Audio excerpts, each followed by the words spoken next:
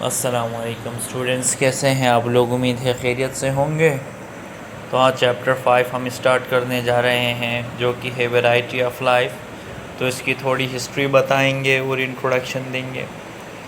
तो 500,000 species plants animals की जानी गई, और बहुत बड़े यानी ज़्यादातर जो डिसिमिलर फॉर्म्स देखी गई इनकी। तो कुछ चीज़ें जो एक दूसरे से मिलती जुलती हैं, कुछ अलग हैं, तो हमें कोई एक क्लासिफिकेशन करनी पड़ी, यानी उनके कैरेक्टरिस्टिक्स के हिसाब से उनका कलर, हाइट और दूसरे कैरेक्टर्स देखने होते हैं।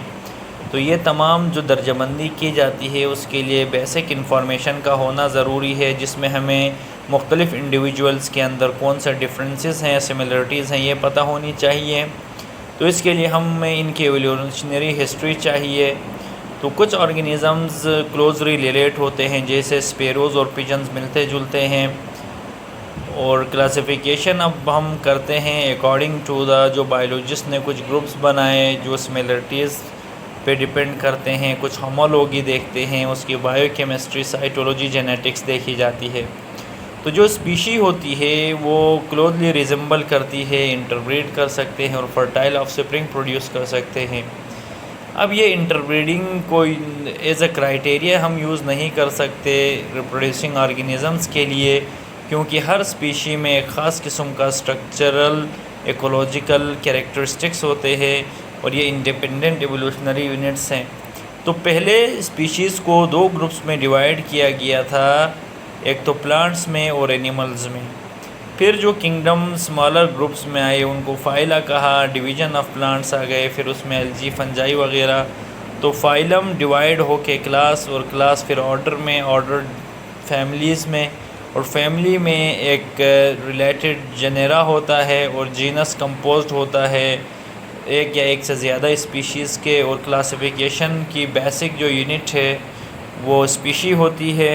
ऑर्गेनिज़म्स ग्रुप होते हैं लार्जर और इंक्लूसिव कैटेगरीज़ में, टेक्सास में। और ये इमर्जेंट प्रॉपर्टीज़ होती हैं। टेक्सोनोमिक जो कैटेगरी आप नीचे देख सकते हैं हमने बनाई है, बायोलॉजिकल क्लासिफिकेशन, ये पी की। किंगडम प्लांटी है, division arthrophyta, tracheophyta, class angiosperms, order poales, family poaceae है, और जेनस जी और स्पीशी मेज है। तो अर्लीस्ट टाइम्स की बात है कि वहाँ पर जो है प्लांट और एनिमल्स के लिए सेम ही नाम रखे जाते थे।